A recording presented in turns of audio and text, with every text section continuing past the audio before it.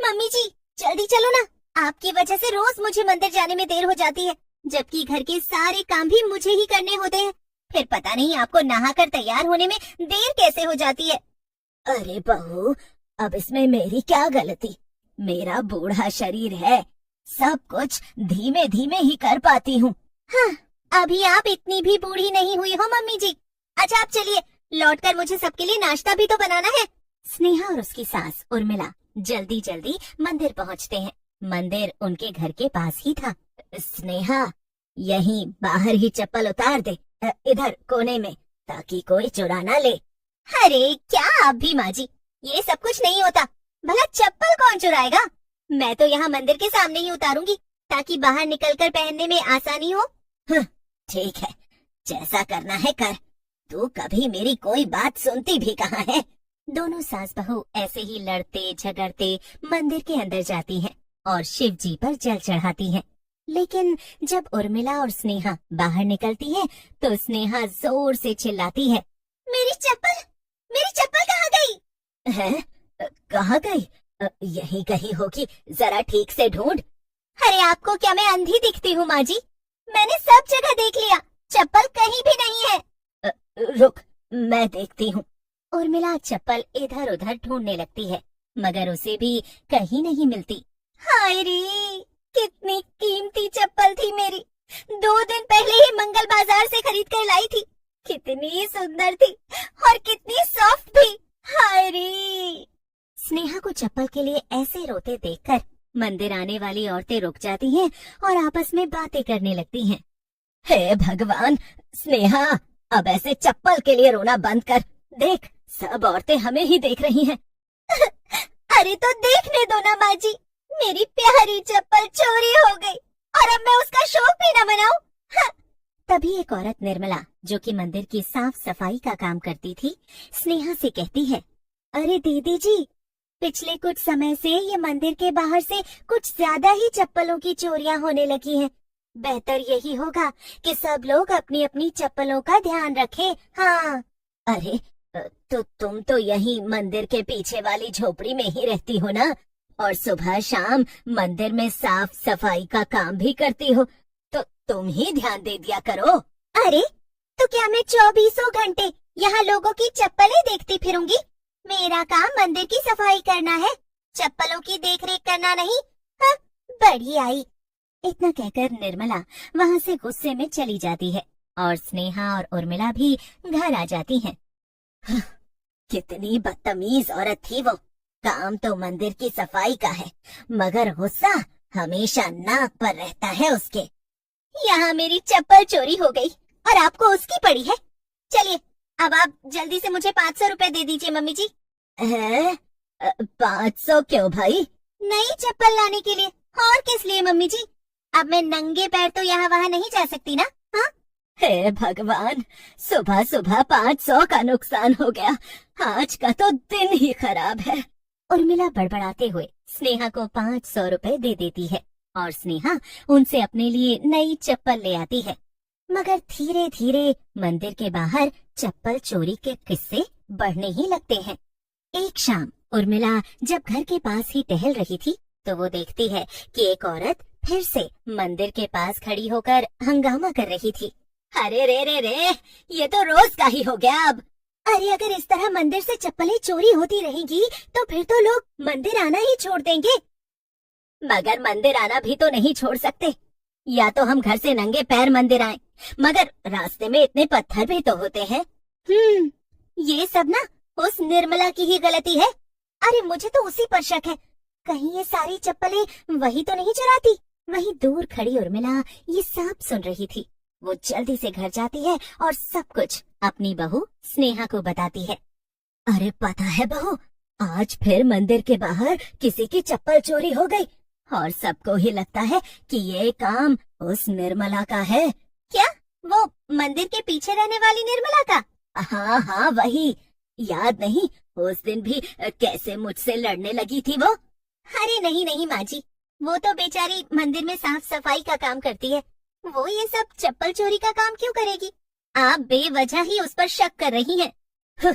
मत मान मेरी बात तो, लेकिन देख लेना, एक दिन जरूर, दूध का दूध और पानी का पानी।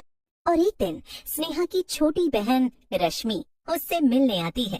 दीदी कैसे हो? जीजू आप कैसे हो? और मम्मी जी प्रणाम।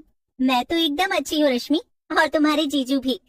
और मैं भी एकदम बढ़िया। और बता रश्मि बेटा, तेरी पढ़ाई कैसी चल रही है? बस अच्छी ही चल रही है। दीदी अब तो 2 दिन मैं आपके ही साथ रहने वाली हूँ। आप मुझे गांव में अच्छा अच्छा खिलाना और घुमाने भी ले जाना। अरे हाँ हाँ रश्मि, वो मंदिर के पास एक बड़ी ही अच्छी चाट वाला अपनी दुकान लगाता है। स्नेहा, तू इसे वहाँ जरूर ले जाना। ठीक है फिर, मैं अभी तैयार होकर आती हूँ। थोड़ी ही देर में रश्मि, स्नेहा और उसकी सास उर्मिला मंदिर पहुंच जाते हैं। लेकिन वहां पहुंचते ही उर्मिला उन दोनों से कहती है, स्नेहा, रश्मि, तुम दोनों आज अपनी चप्पल यहाँ कोने में ही उतारना, और ऊपर से ये जो बोरी पड़ी है ना, इसे ढक दो। अरे रश्मि, तू नहीं जानती, यहाँ मंदिर के बाहर ना बहुत चप्पल चोरी होती है। और ये सब बताते हुए रश्मि तीनों की चप्पल एक बोरी के नीचे छिपा देती है। अब ये सब छोड़ना रश्मि, चल हम जल्दी से मंदिर के अंदर से होकर आते हैं। हाँ ठीक है माँ जी, चलिए। तीनों मंदिर चली जाती हैं, और जब तीनों वापस लौट कर आती हैं तो देखती है कि बोरी तो कहीं दूर ही पड़ी थी, और तीनों जोड़ी चप्पल की एक एक चप्पल गायब थी। ये तो बहुत अजीब बात है। भला कोई ऐसा क्यों करेगा? ऐसा करने से उसे क्या फायदा होगा? एक काम करते हैं, हम ना आसपास ढूंढते हैं, शायद यही कहीं पड़ी हो हमारी चप्पलें। हाँ सही कहा रश्मि, चलो ढूंढते हैं। स्नेहा, रश्मि और उर्मिला मंदिर के आसपास चप्पल ढूंढने लगती हैं, मगर उन्हें कुछ नहीं मिलता। तभी उर्मिला देखती है कि मंदिर के पीछे निर्मला अपनी झोपड़ी के बाहर खड़ी है, और उसके पास एक बड़ी सी बोरी थी। जल्दी से इसे अंदर ले जाकर रख देती हूँ, रात में देखूंगी कि इनका क्या करना है। हाँ, उर्मिला निर्मला की सारी बात सुन लेती है और गुस्से में उसके पास आ जाती है। मुझे तो पता ही था कि ये सब के पीछे तू ही है। उर्मिला को चिल्लाते हुए सुनकर रश्मि और स्नेहा भी वहाँ आ जाती हैं। अरे माँ जी, क्या हुआ? आप यहाँ निर्मला के पास क्या कर रही हैं? मैंने तुझसे कहा था ना स्नेहा कि ये निर्मला ही चप्पल चोर है। हाँ, और मैंने भी आपसे कहा था कि मुझे ऐसा नहीं लगता। नहीं नहीं, लेकिन इनको तो लगता है कि सब गरीब आदमी चोर ही होते हैं। लेकिन मैं आपको बता दूं, मैं ये सब सुनने वाली नहीं हूँ।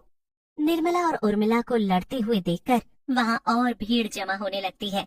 ये देखकर रश्मि कहती है, अरे अरे, आप दोनों रुक जाइए। और आंटी जी, आपको ऐसा क्यों लगता है कि निर्मला ने ही चप्पलें चोरी की है? अरे ये बोरी नहीं देख रही तू इसके पास? अभी अभी ये खुद से बातें कर रही थी कि बोरी को घर में छिपा देगी, और फिर रात में जब सब सो जाएंगे तब इनको ठिकाने लगाएगी। मुझे तो लगता है इस बोरी में ही सबकी चप्पलें हैं। ये सुनकर वहाँ मौजूद सभी लोग आपस में बातें करने लगते हैं।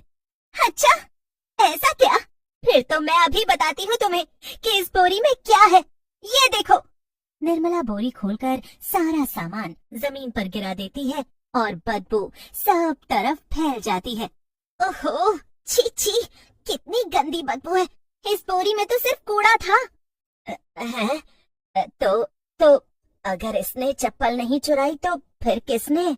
तभी अचानक से पीछे से एक बकरी की आवाज आती है। सब लोग पीछे पलटकर देखते हैं तो चौंक जाते हैं, क्योंकि एक बकरी ने अपने मुंह में चप्पल दबा रखी थी। सब मिलकर बकरी के पीछे पीछे भागने लगते हैं, और बकरी भागते हुए भोलू के पास उसके घर पहुंच जाती है।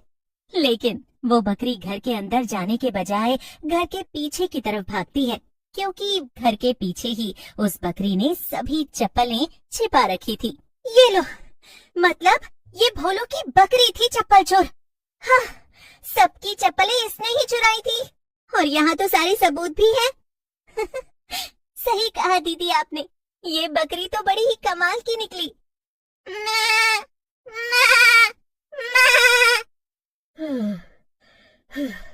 और मैंने उस बेचारी निर्मला पर इल्जाम लगा दिया। मुझे माफ कर दे निर्मला, मुझसे गलती हो गई।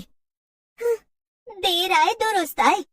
सभी लोग ये चप्पल चोरी के किस्से पर हंसते हैं और फिर अपनी अपनी चप्पलें लेकर घर लौट जाते हैं।